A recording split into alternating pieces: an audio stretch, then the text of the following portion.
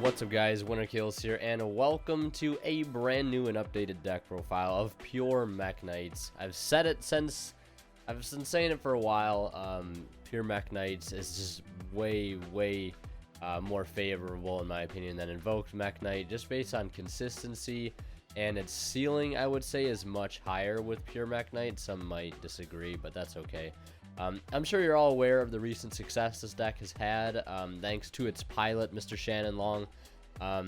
Huge shout out to that guy for bringing this deck to the light. I've always felt this deck has had huge potential, and he was just the right pilot to go ahead and show that.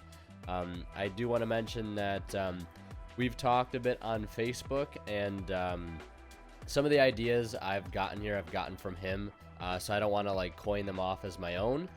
That's not true. I remember I saw in the PPG Twitch chat somebody said that he was net decking me, which is not true at all. The only similarities we had is we were both playing the same, deck. We're both playing pure Mekk-Knight, but he piloted a lot of the ideas like Aperia and stuff like that. The full Mekk-Knight lineup, not dropping, not playing the Ib and Draconet engine and things like that. But I have adopted some of his ideas because they are really good. I'm not going to say they're not, but I didn't want to play the same exact list as he was playing, so there are some slight differences to my list in the main and extra. So hope you guys will enjoy this. Reminder, if you're buying anything on TCG Player, use my affiliate link down below. And also, if you're interested in this beautiful playmat I'm rocking here, it comes out tomorrow on the 18th of October. This mat's probably going to sell out pretty fast. It's a beautiful 2-player cloth mat, so I'd get it while you can. And if you're interested in these sleeves here, I'm rocking these two-tone non-effect Imperium armor sleeves. Check them out down in the description below. You can get any of that stuff 10% off for using my discount code down in the description below. WinterKills10 off. Help support me in the process. Help save you guys a little shmoney. So let's get into the profile.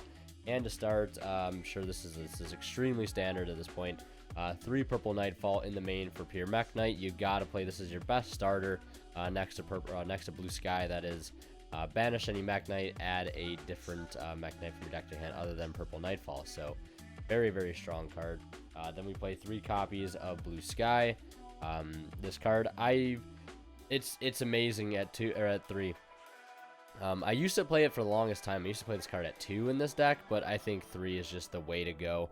The more often you see this card, especially when you're going second, and if your opponent has already given you a column and this card resolves, you're already so far ahead. So you want to see this card 100%. Then we play 2 Indigo Eclipse. This is also pretty standard, I feel. I was trying 3 at a point, but drawing multiples of these kind of sucks. You would rather search it off purple and then make a Morningstar and discard it off the Morningstar to add your secret, so you have that set up, preferably setting up the Morningstar with the Indigo and a copy of Memory, so you can tutor out both of these and negate up to 4 monsters that turn. Then the other Mekk-Knights we're playing here, 1 copy of Red Moon, 1 copy of Yellow Star, 1 copy of Green, which I'm still debating on this card. My friend has also started to play this deck now, and he wasn't playing green in his list, but he said at least after 1 game he regretted not playing this because he ran out of Mekk-Knights. And this course can recur Mekk-Knights. Its effect to do so is not that optimal because it has to attack something in the same column when that attack is declared. So you can add back any Mekk-Knight when that happens, but this card does have decent stats, and so you can beat over some small things to add back resources, which in certain grind games, that can 100% help facilitate, going the extra distance against some control decks and things like that. So I do like this card in theory. It's an extra name. It can be discard fodder. It can be the difference between winning and losing because you might need that extra search late game off of a blue or a purple. So 1 Green Horizon. And then 1 Mekk-Knight of Ram. This card is, I would say, somewhat necessary because it definitely does help when your opponent doesn't give you much to work with and you're resolving, let's say, a Blue Sky. You want to be able to grab this so you can get into Morningstar and potentially make a play you wouldn't have been able to make otherwise. So having a searchable normal summon, I think, is definitely key. I believe that is 1, 2, 3, 4, 5, 6, 7, 8, 9, 10, 11, 12 Mekk-Knights in the main deck. I think that ratio is pretty solid. Then for normal summons here, 2 copies of Aperia. Yes, this is the idea of Mr. Shannon Long. I want to try playing 3 of these. This card is so good. If it's summoned, you draw a card, and of course its stats will allow you to go into Mr. Salmon Great Almirage to get you a column. I've also thought about playing Cap Shell. It's sort of a similar thing. You normally link it for Almirage and then activate the effect of Cap Shell after you've linked with it and draw a card. So, just a thought, but like I like this card. It's very good. I might play 3. I also thought about playing an Upstart Goblin in here as well because you could set it, make a column, and then flip it up and draw a card. So just some ideas. So those are it for like the non-hand trap monsters, the Mekk-Knights, and the normal summons. Next, we have 3 copies of Fantastical Dragon Phantasme. This card does not need to be played in here, although I would highly recommend it. I know the price point is not something everybody wants to pay, so you could easily drop this for more hand traps, cards like Valor, DD Crow, Ogre, things like that, or more traps, I suppose, or more spells. I'm not playing Nibiru in this particular build. I'm opting to play it in the side deck because I feel like Nibiru is just going to make my control matchups worse, which I feel like this deck has a hard time against, especially decks like back row heavy decks like Subterror and Altergeist. Although that's just my personal opinion, my personal preference. Feel free to main Nibiru. I was maining Nibiru, but I'm instead playing the 2 copies of Gamma Steel. This card is amazing in here. Playing Kaijus in this deck it's fantastic. Now, having the ability to clear a problem card at the same time as giving yourself the ability to set up a column in any column is incredible. It's just such a good card. Definitely need to be played in here 100%. 2 copies of Ash Blossom and then 2 copies of Ghost Ogre. I was actually thinking about swapping the Ghost Ogre for DD Crow, which I might do going forward, but I think Ghost Ogre's fine. But like I said, DD Crow might be something that I swap in instead of Ogre because it's very good against Orchist. Crow can be good against other matchups as well, like Sky Striker and things, but I'm not sure. And maybe against some rogue decks, but I don't know. I didn't want to commit to it 100% for the profile, but this is something as extra food for thought, I guess. Now that's it for the monsters. Now we'll go into the spells, and to start, we'll have 3 copies of World Legacy Memory. This card is insane. Probably the best spell in the entire deck, without a doubt. Just special summoning Mekk-Knight from hand or deck in defense position, but returns at the hand when it reaches the end phase. And you can only special summon Mekk-Knights for the rest of the turn. That restriction, a lot of times with it being pure, doesn't affect you so much, so you can kind of still play normally under this card's conditions. So it's just amazing. 100% a 3 of. The next, I play 2 copies of Mind Control. I dropped Mind Control down to 2 to fit in some other cards, and I'll show those later.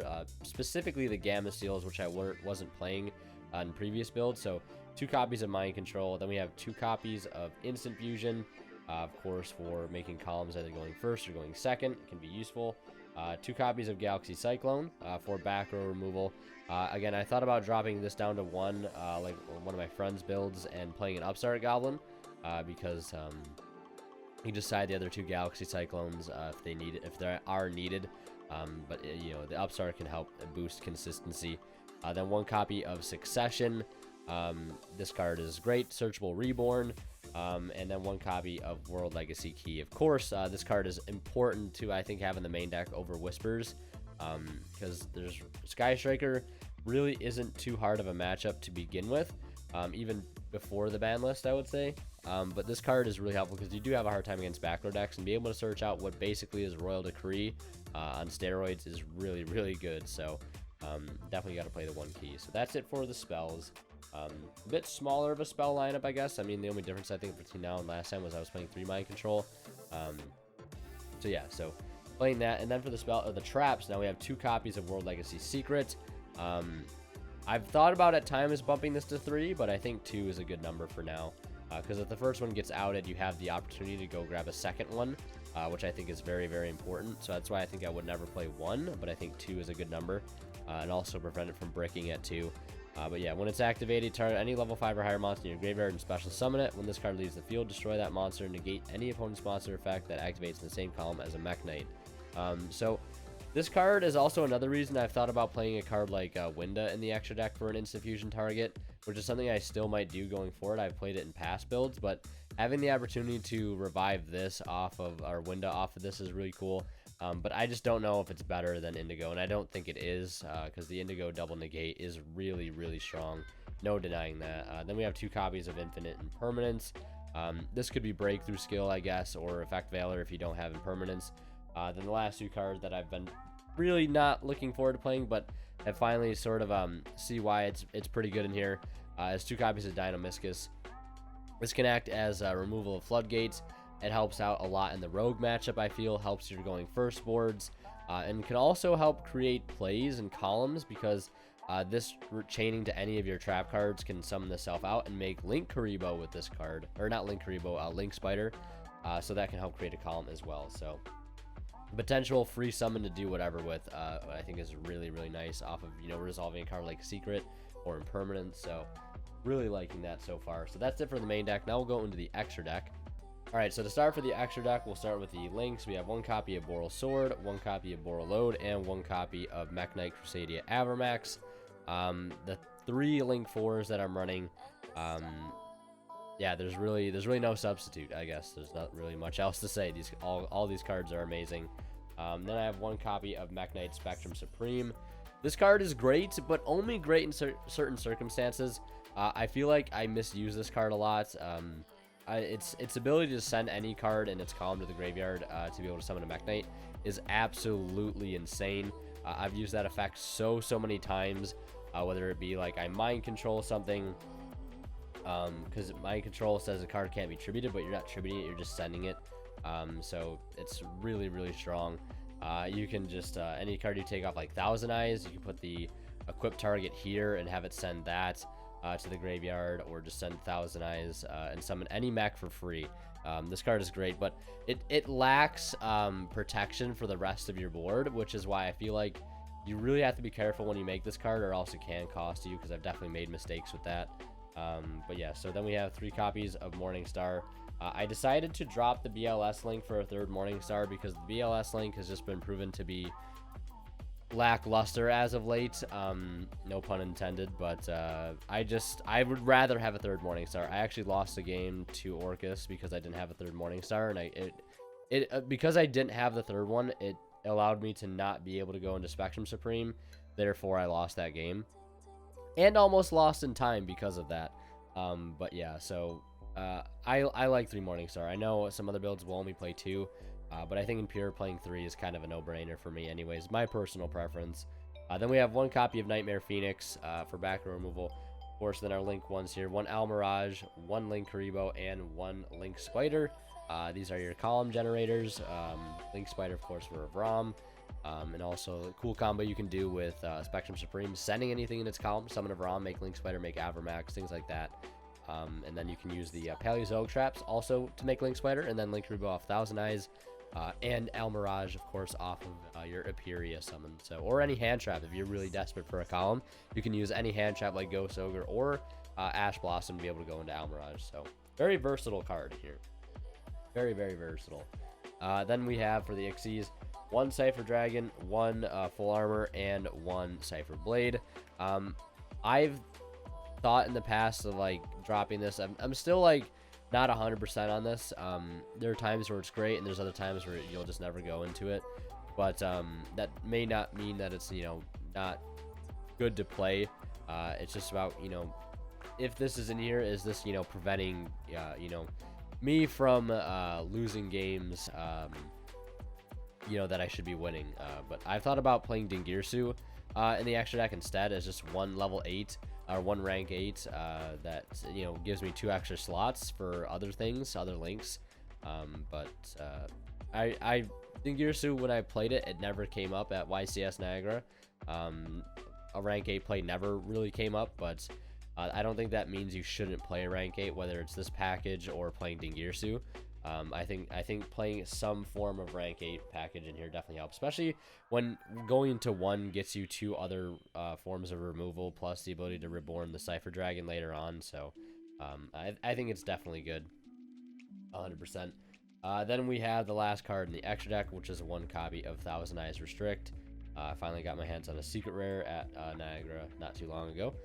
So yeah, there is that. And then I'll show you guys my side deck real quick, which is, it needs work, I think, but I'll run through it real fast. All right, so for the side deck, I have 2 copies of Lancia, which I think going forward, I think 2 is fine. It's combined with the 1 Scythe. I think that's pretty good. Then I have 2 copies of Droll and Lock. This is really for rogue matchups and other matchups that I might not have really anything for. So I like Droll and Lockbird. Then we have 2 copies of Herald of the Abyss. This card, for those that don't know what it does, basically pay 1500 life points and declare 1 monster type and 1 attribute. Your opponent must send 1 face-up monster with the declared type and attribute from the field to the graveyard if possible for the rest of the turn. Your opponent cannot activate the effects of monsters with the sent monster's name. So this card, I basically wanted to play as a way to get around Thunder Dragon, because I feel like I have a very, very hard matchup against Thunder Dragon. Maybe that's just me, but I feel like it's really hard. Colossus and Titan are very hard to deal with. Colossus more so than Titan. And I just wanted to put this in here as like more ways to out Titan. Just because, or Colossus, just because you need to. And it's a normal spell, so you can set it to make a column if you need to. And also good against rogue matchups. 2 copies of Twin, then 3 copies of Red Reboot, and lastly, 3 copies of Artifact Sanctum for the side deck there. So I think going forward, these I'll probably drop for Nibiru. So it'd be 3, 6, 9, or 3, 6, 8, 10. 12 and 15. So these would be Nibiru for the side deck going forward. So yeah, they're Nibiru in there. So yeah, I think that's okay for going forward. The Herald of the Abyss is something I'm just trying out. I don't know if I'll keep it. I haven't had enough time to test it, although it has come in clutch quite a few times against some rogue matchups like Cosmo, for example, because I've had to play against that a lot at my locals. And pretty decent against Orcus because it gets around Dingirsu. Yeah, so if I send Dingirsu off this, even if they have Symbol and Babel, they still can't use it, so it kind of turns that off for the rest of that turn. So yeah, I think that's a pretty decent side for my locals and everything. Of course, your locals or wherever you're playing, whatever the meta might be different than what I have to worry about, so keep that in mind. Alright guys, so I actually forgot to do the test stand and combo section for this video, and I went and recorded a whole other deck profile before I remembered, but we're back and we're gonna do this combo portion for the pure Mekk-Knight profile. So for this combo, we're just gonna open up Aperia and Purple Nightfall alongside any other spell or trap or deck that we can set. I'm just gonna choose Dino-Miscus for this particular one.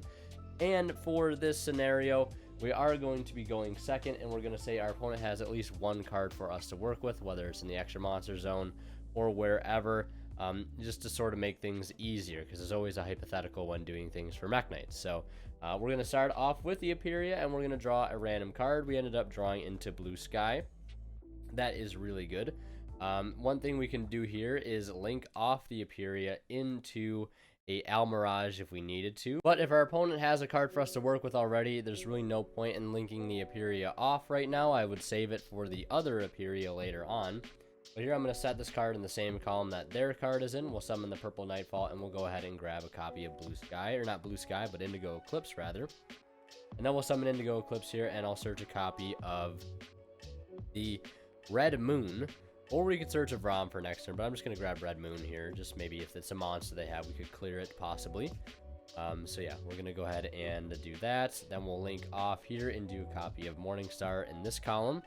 We'll discard the Indigo Eclipse, and then we'll have a copy of the World Legacy Secrets in our deck, or from our deck to our hand. And then we'll have that all set up for the Indigo Engrave. So that will come in handy to be able to negate up to 2 monster effects. We also have the protection of Dino-Miscus as well, and a potential discard, target in hand. We would technically have 2 other cards or 3 other cards in our hand as discard fodder as well at this point.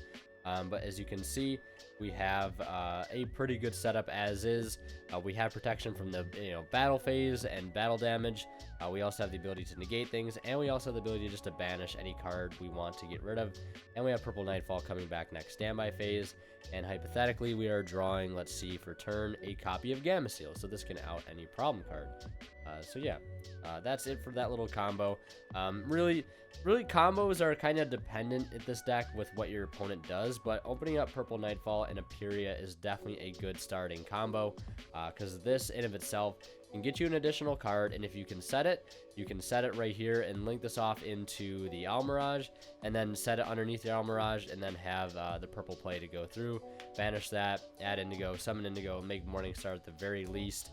maybe you chew the secrets off of the the Aperia, and you're really in a good spot. So but yeah, just a little example there. Now we'll go ahead and do a test hand, a going second test hand against, per se, like an Orcus board or something. Alright, so for this test hand, we'll go ahead and simulate the fact that they have, let's say they have Dingirsu, Galatea, and a set Climax, no cards in hand, no Babble, and it's just sort of a standard Orcus board. And let's see what we can do against it. We're definitely going to be going second. We'll also say there's a card here, here, and here in each of these respective columns. Galatea here, and then let's say the Climax there. So they're playing around the column scheme. Not going to say that they put them all in the same column. That'd be kind of unrealistic. So let's draw into our opening hand and see what we get. A copy of Ghost Ogre, a copy of Galaxy Cyclone, Gamma Seal, Secret, and the Phantasme. So they would have Link summoned during their turn, and we could potentially say that we save this, knowing against its Orcus, for the second Link monster as the board. So we can draw into 3 cards and put back 2. I'd probably put back the Ghost Ogre, since I probably wouldn't have used it against Orcus, because if he saved it for when the Dingirsu was out, he could just protect from destruction. So I'd put the Ghost Ogre back, and I'd probably also put the Mind Control back, since we have the Gamma Seal. So because we can turn off basically both things with all these cards here. So Phantasme coming in very clutch in this matchup, as you can see.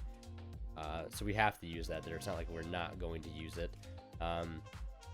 Orcus is one of those matchups where you can get the triple draw off Phantasme and, have it be realistic. So we're drawing our card for turn. We draw into Mind Control regardless. So so from here, I'm probably... We can't start with the Galaxy Cyclone because they'll just protect the Climax with the Dingirsu. So we have to play around it a bit differently. So yeah, I put these extra cards here just to show you guys what's going on. And in the future, hopefully if I have like a bigger table setup, I can do this a bit more organized. But for now, this will have to do. Starting with the Galaxy Cyclone is obviously not a good idea, but we can set it to help give ourselves a column if we need to, but we're not going to do that right now. So the first thing I'm going to do is probably end up Kaijuing the Galatea in front of the Crescendo, just like that. So we have that column created there. So I'll just put those 2 cards like that. Next, I'm going to normal summon the Aperia. We're going to draw a card. It's Phantasme. That's really unlucky. Hopefully, I was hoping we could at least draw a Mekk-Knight, but we're going to have to start with memory here, and this will be gone. We're going to have to go into memory, and we're going to grab purple, and then we're going to grab blue. So purple will banish for blue. We are locked into only Mekk-Knights this turn, which is unfortunate, but we'll use Blue Sky here. Go ahead and grab Indigo and a copy of the Red Moon, because we can't make Borosword, unfortunately. So I guess one other thing to take into account as well, now we kind of need to do this in this order, or else they're going to negate something with that Crescendo. So we need to get the Link off the board the fastest and the first thing that we do. So now we have some Mekk-Knights in our hand. So our problem is essentially fixed here. So at this point, I'm going to link off the Aperia and the Blue Sky for a copy of Morningstar. And we're going to put this here in the same column that... I know this is like a kind of a clusterfuck right now, but we've got to use Morningstar's effect here. We're going to discard the Indigo Eclipse. And we already have secrets in play. We could grab memory here, but we could also grab key to completely lock this trap down. But I don't think I'm going to do that right now. I think I'm just going to grab memory to play it safe, so we can potentially have many more monster negates in case they draw a Scrap Recycler, they have Greffer, or try to resolve another Galatea, or try to bring back Dingirsu, things like that. So shuffle that up, we get that card. Now from here, I'm going to Mind Control the Dingirsu. And then here we will flip up the, we'll just use the Cyclone on the trap. Clear that out of the way. And now that we have the Dingirsu, really, what we can do here is, like, special summon this Red Moon, and possibly link these 2 off into another Morningstar, and then make an Avermax as another alternative move, because we don't really want to give them back. So we could do that. We could link these off for a copy of another copy of Morningstar. This is a bit greedy, but I'm guessing this is how I'm going to play around this field. Then we'll link the 2 Morningstars away into the Avermax, just like that. So we have Avermax and Phantasme, all looking very nice. They have a Gamma on their board. We've completely cleared their field. They do have a Symbol Skeleton engraved, though, with Galatea and Dingirsu. But we have the ability to be able to set both of these cards right here. And if they do go for Symbol Skeleton for Dingirsu next turn, we can negate it. The only issue is that this is the zone that we summon this in, so we'd probably want to, like, in hindsight, not summon this here. If we can help it, summon the Phantasme underneath the extra monster zone. That way, if they put something in this column, you can still have it be negated. But yeah, I think that's just something I wanted to point out. Because if they do summon the Dingirsu here, we can't negate it because Phantasme is in that column. And they can just send our Avermax to the graveyard, which isn't that big of a deal because we get to send something of theirs as well.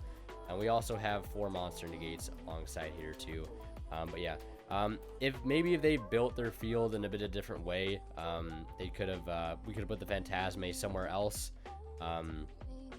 But yeah, or maybe we could have, like, linked away the Phantasme and the Dingirsu into not much else because we were under memory. It sucks that we didn't draw into, out of all those cards, we didn't draw into a single Mekk-Knight. That's just really unlucky. But yeah, that's gonna do it for this video. Hope you guys enjoyed. Like I said, depending on how their field actually would have looked, I mean, I just went with this simple orientation here, but maybe the trap card was somewhere else.